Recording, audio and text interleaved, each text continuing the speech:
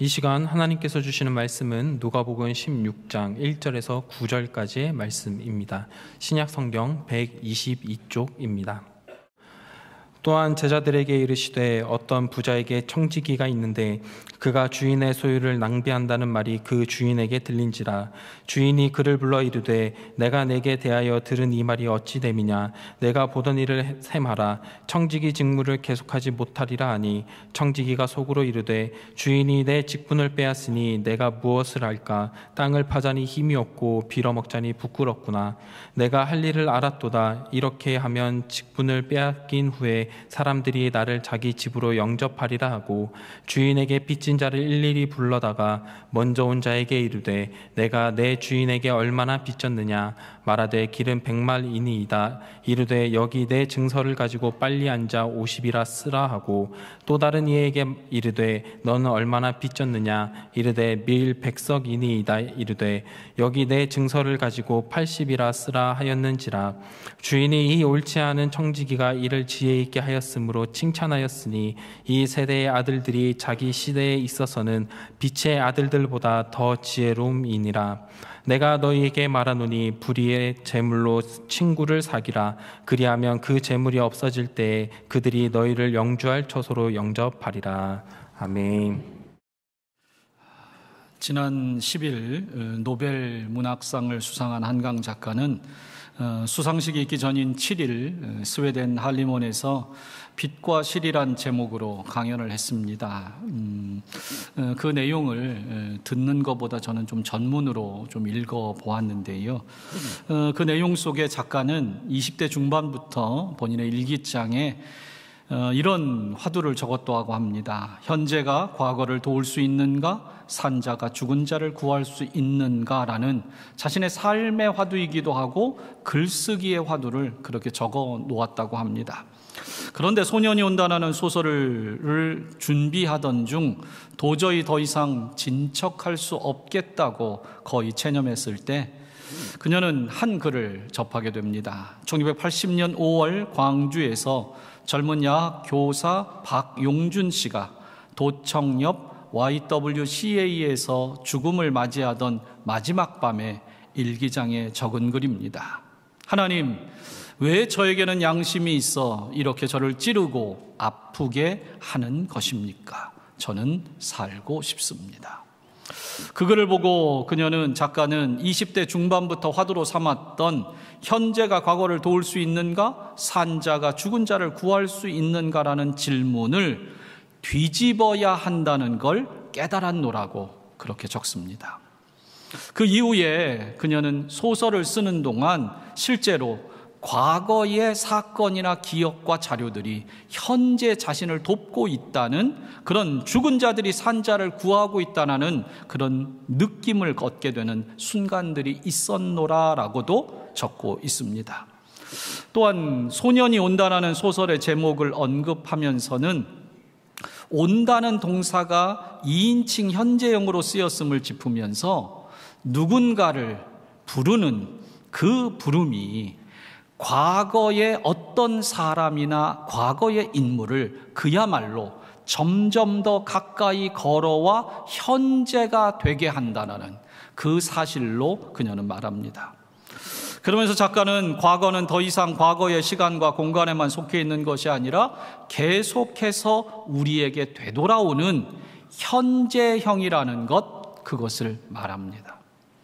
그 현재형으로 고통을 느끼며 깨달은 그 마음이 자신에게 그 고된 소설을 쓰는 작업, 그 현재의 고통과 과거의 고통을 연결하여 글을 쓸 수 있는 힘이 되었노라고 그녀는 말합니다.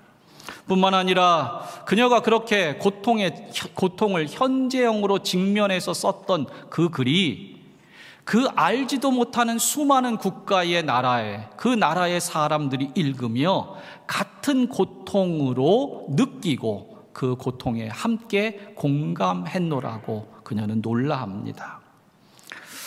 누군가의 고통에 공감하고 동참하는 것은 복음적입니다.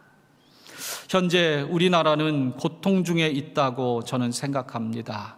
이쪽 저쪽이 나뉘는 그런 것이 문제가 아니라 그러한 고통을 어쩌면 다 함께 앓고 있는 것만 같습니다. 하지만 이 고통은 반드시 더 나은 미래를 위한 고통의 밑거름이 될 것을 저는 믿습니다.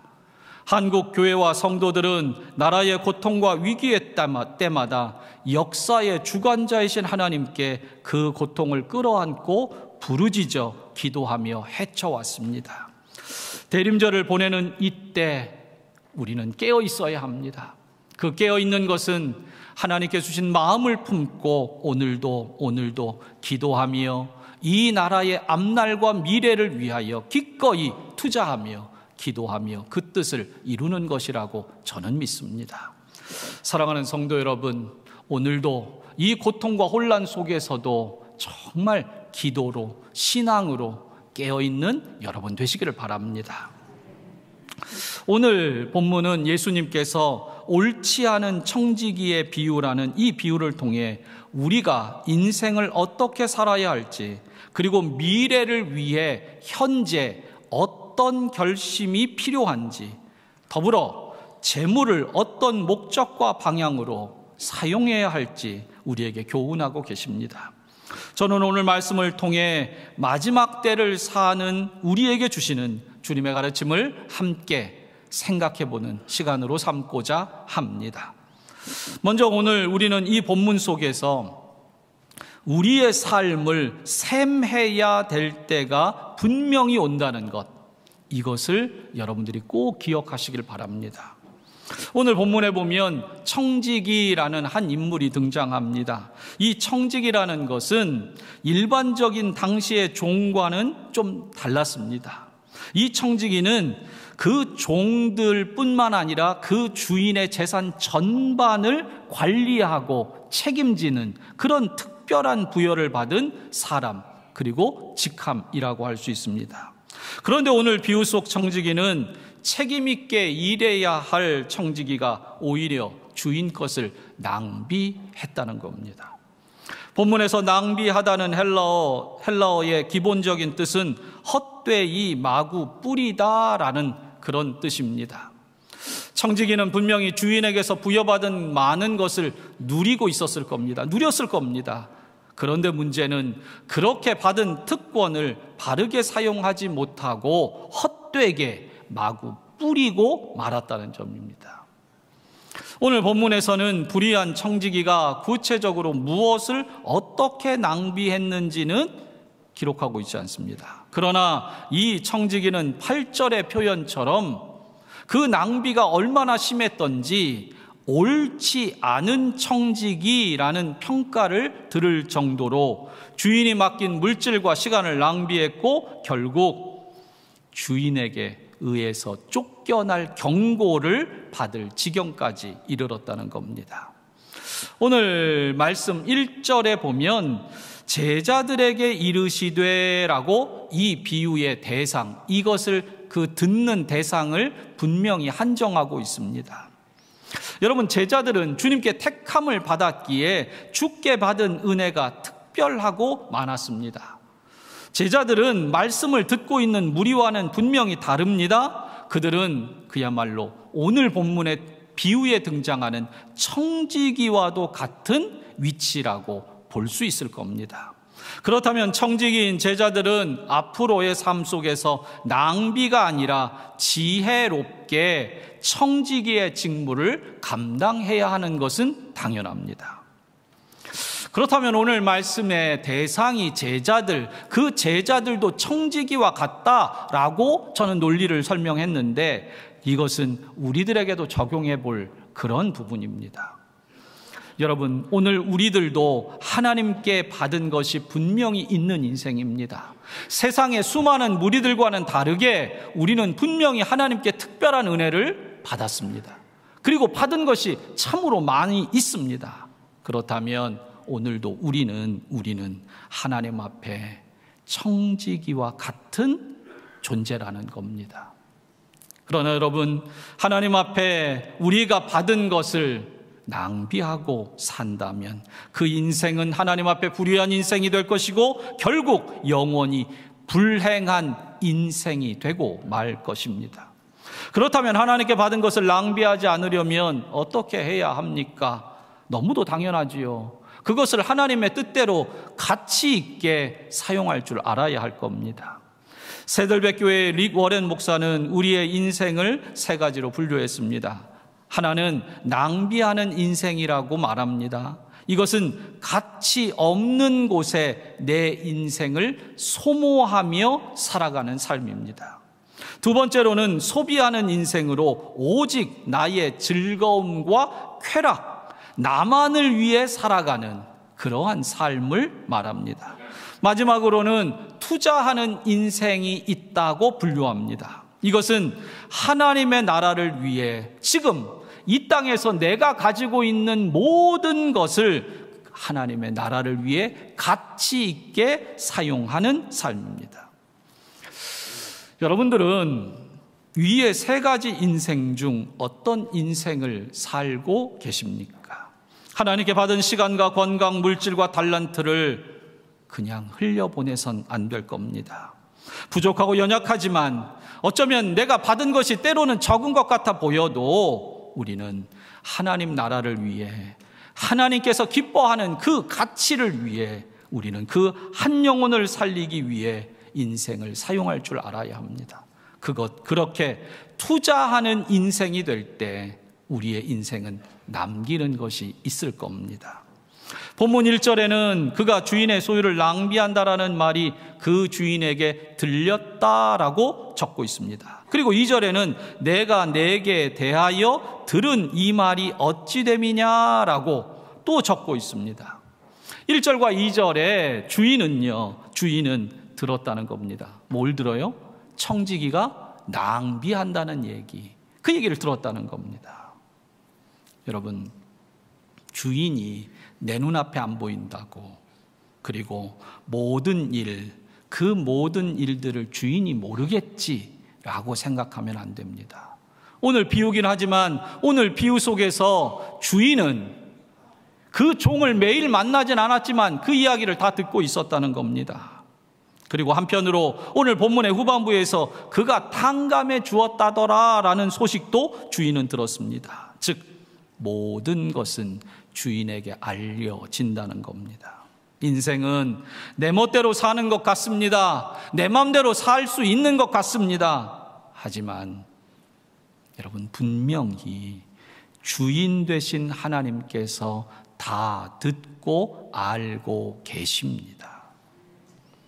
결국 다 아는 주인, 그 주인은 이제 그 종을, 청지기를 불러 말합니다. 2절에 내가 보던 일을 셈하라, 청지기 직무를 계속하지 못하리라 라고 2절 하반절에 말합니다. 여기서 셈하다라고 번역된 헬라어는 여러분들이 신앙생활하면서 교회나 어디에서 자주 들었을 만한, 한두 번은 들었을 만한 그런 익숙한 단어입니다.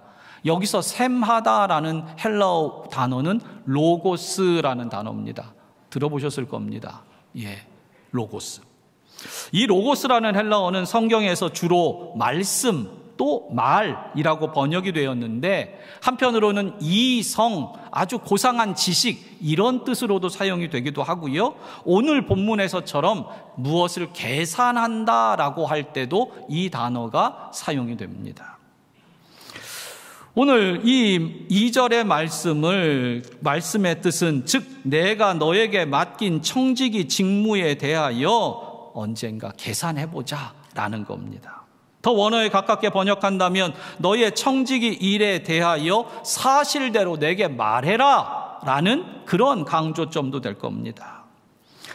사도 바울은 로마서 14장에 우리는 반드시 하나님의 심판대 앞에 서게 될 것이다 라고 사도 바울은 말합니다. 분명히 우리는 어느 땐가 죽어서든 아니면 그 어느 땐가 하나님의 심판대 앞에 우리는 서게 될 겁니다. 그런데 그때 우리가 무엇을 하는지를 로마서 14장 12절에 하나님 앞에 섰을 때 우리가 하게 되는 일을 14장 12절에 이렇게 적어놨습니다. 우리 각 사람이 자기 일을 하나님께 짓고 하리라. 여기 짓고 하리라라고 번역한 단어가 헬라어 로고스입니다. 헬라어 로고스. 즉 무슨 얘기입니까? 하나님은 반드시 우리에게 맡기신 것들을 주님과 셈하는 날이 있다는 거, 직접 말해야 되는 날이 있다는 거, 이거 잊지 말고 우리가 살아야만 합니다. 그런데 여러분, 오늘 이 자리에 오신 여러분들은 참 다행입니다. 그 심판대 앞에 서기 전에 오늘 우리는 이 주님의 경고를 우리가 대하기 때문에 그렇습니다. 오늘 이 비유를 통해 심판대 앞에 서기 전에 우리는 지혜로운 결심을 해야 합니다. 지혜로운 일을 선택해야 합니다. 그래야지 우리는 칭찬을 받을 수 있기 때문입니다. 그러므로 이제 우리는 두 번째로 오늘 본문 속에서 현재에 집착하여 낭비하는 인생에서 영원을 생각하며 나누는 인생으로 우리의 삶을 돌이켜야만 합니다. 오늘 그 경고, 셈하자, 나하고 말해보자, 따져보자 라는 그 주인의 경고를 듣게 된 청지기는 속으로 생각합니다. 3절에 주인이 내 직분을 빼앗으니 내가 무엇을 할까? 땅을 파자니 힘이 없고 빌어먹자니 부끄럽구나 라고 얘기합니다. 오늘 본문에 보면요, 2절과 3절과 4절에 직무, 직분이라는 표현이 반복되고 있습니다. 그런데 이 직분을 빼앗기게 되었다고 이 청지기는 분명히 아는 겁니다. 오늘 본문에 직무라고 번역된 그 말은 영어 성경 NIV를 보니까 job이라고 번역을 해놨습니다. 여러분, 이거는 평생 보장된 어떤 신분이 아닙니다. 이것은 변하고 바뀔 수 있는 직위, 어떤 일거리, 그거에 불과하다는 겁니다. 그는 그래서 이 일을 빼앗기게 되면 자신이 땅을 파는 노동도 할 힘이 없고 자신은 구걸하는 일도 차마 부끄러워하지 못하겠다고 생각한다는 겁니다. 여러분, 지금 이 청지기에게, 지금까지 낭비해온 이 옳지 않은 청지기에게 지금 이 순간은 절대절명의 순간이고 위기의 순간입니다. 왜냐하면 빼앗길 수 있기 때문이에요. 자기가 이렇게 살아오고 누릴 수 있었던 이 직분을 빼앗길 수 있는 그러한 상황이기 때문에 그렇습니다. 그야말로 치명적이고 중대한 위기의 순간이라는 겁니다. 그때 이 옳지 않은 청지기는 생각을 하나 해냅니다. 4절, 내가 할 일을 알았도다. 이렇게 하면 직분을 빼앗긴 후에 사람들이 나를 자기 집으로 영접하리라. 여기 4절에 그는 내가 할 일을 알았도다라고 말합니다. 여러분, 이 청지기는 그 위기의 순간에 내 직분을 뺏길 수 있다는 그 현실적인 걸 직시한 그때에 내가 앞으로 해야 될 일을 알았습니다. 여러분, 이게 중요합니다. 우리에게 위기의 때는 분명히 있을 겁니다. 그런데 그때 우리는 분명히 할 일을 알아야 합니다. 그리고 그 인생의 위기 때에 우리는 살 길을 찾아야 합니다. 주님이 책망하시는 그 책망을 듣고 내 삶에 지금까지 낭비해오던 그 모든 순간을 버리고 돌이켜 결심해야만 합니다. 오늘 그리하여 이 청지기, 이 옳지 않은 청지기는 어떻게 하느냐? 주인에게 빚진 자들을 일일이 부릅니다. 그리고 그들의 빚을 파격적으로 줄여줍니다. 오늘 본문 6절에 보니까 먼저는 기름 100마리 있었던 사람에게는 빨리 앉아서 50이라고 쓰라고 합니다. 즉 50%를 깎아준 거예요. 탕감해 준 겁니다. 50%를 세일해 줬어요.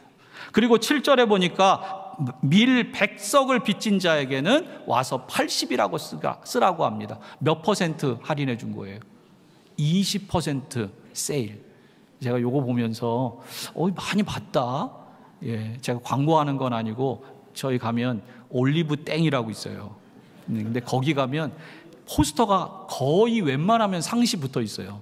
예, 계절이 바뀔 때마다 갈긴 하겠지만, 그런데 보통 거기에는 50자가 크게 써 있고요. 그리고 물결 무늬하고 조그맣게 20. 그게 속으면 안 돼요. 그게 그 세일이, 파격 세일이 여기서부터 나온 건가 싶은 생각을 해봅니다. 물론 아니겠지요. 여러분, 중요한 건 이 옳지 않은 청지기가 그것을 감해줬다는 거예요. 어떤 성경학자들은 이 청지기가 감해준 것은 같은 유대인들에게는 받지 못하도록 정해져 있는 고액의 이자만큼 분을 탕감해준 것이라고 해석하기도 합니다. 그는 어찌되었건 지금 주인의 것을 제 맘대로 탕감해주고 있습니다. 이것은 앞에서와 같은 낭비는 아니지만 분명히 주인의 것을 자기 맘대로 쓰고 있는 겁니다. 그런데 이 모든 내용을 들은 주인의 반응과 평가가 예상 밖이라는 점입니다. 오늘 8절입니다. 주인이 이 옳지 않은 청지기가 이 일을 지혜 있게 하였으므로 칭찬하였으니. 이게 웬일입니까? 지금 주인의 것을 깎아주고 있단 말이에요.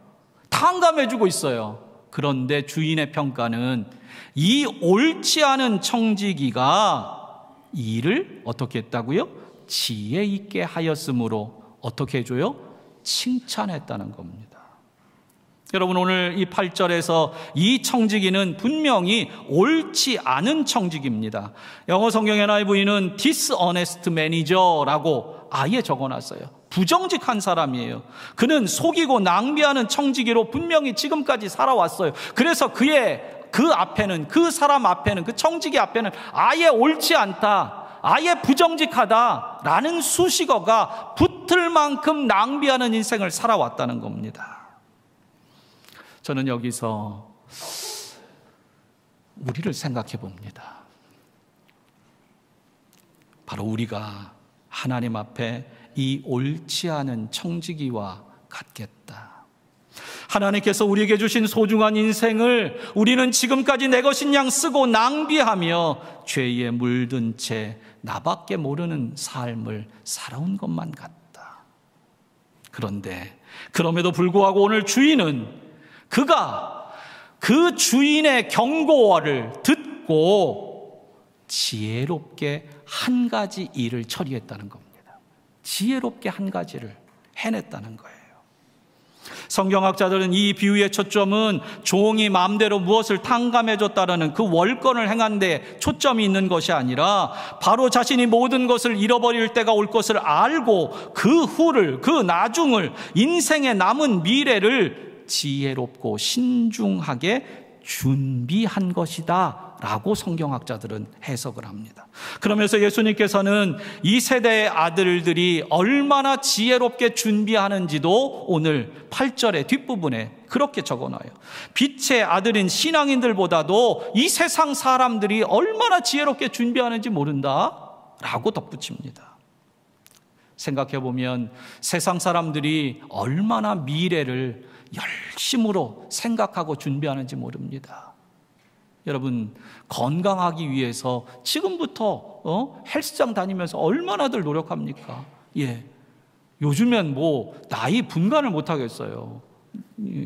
50이든 50은 얘기도 안 되고요. 60, 70이 돼도요, 나이를 가늠을 못 하겠어요. 제가 저희 교회 부임해가지고 깜짝 놀랐잖아요. 우리 성도님들 보고. 예. 칭찬이에요. 왜 시무룩하시려고 그래요? 전혀 안 변하신 거예요. 너무 건강하고.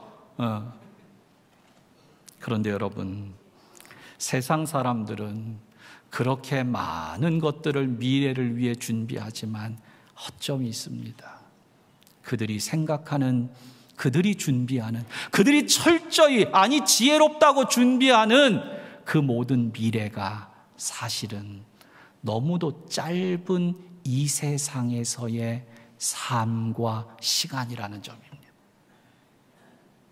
세상 사람들은 아무리 지혜롭게 준비해도 그들이 준비하는 건 여기서의 20년, 30년을 위할 뿐이에요. 하지만 성도된 우리는 영원한 미래를 생각하는 그 지혜가 있습니다. 그리고 그 영원한 미래를 생각하기에 정말 그 영원한 것을 위하여 우리는 오늘 결심하고 할 일을 찾아야만 하는 겁니다. 말씀을 맺겠습니다. 예수님께서는 오늘 이 비유의 결론을 9절에서 이렇게 말합니다. 내가 너희에게 말하노니 불의의 제물로 친구를 사귀라. 그리하면 그 제물이 없어질 때에 그들이 너희를 영주할 처소로 영접하리라. 성경학자들의 해석에 따르면 여기서 불의한 제물은 부정직하게 얻은 제물이 아니라요, 하늘의 보화와 반대되는 세상의 제물을 가리킨다고 해석을 합니다. 또한 친구를 사귀라는 것은 이 세상에 있는 그 재물을 가지고 가난하고 어려운 이웃들에게 나누어 줄 뿐만 아니라 그들의 친구가 되어 주라는 것이다 라는 의미로 이 9절을 해석합니다. 그렇습니다. 오늘도 우리는 이 땅에 가진 재물을 정말 영원한 미래를 위하여 우리는 투자할 줄 알아야 됩니다. 제가 아는 한 권사님께서 선교 여행을 다녀오셨습니다. 그런데 이분이 선교지에서 만난 사람들의 극비란 생활을 보고 마음이 무척이나 아팠습니다. 충격을 받았습니다. 게다가 하나님의 이름조차 들어보지 못한 그들의 영혼이 너무도 불쌍하고 안타까운 마음이 그 선교 여행 기간 내내 마음에 그렇게 다가왔습니다.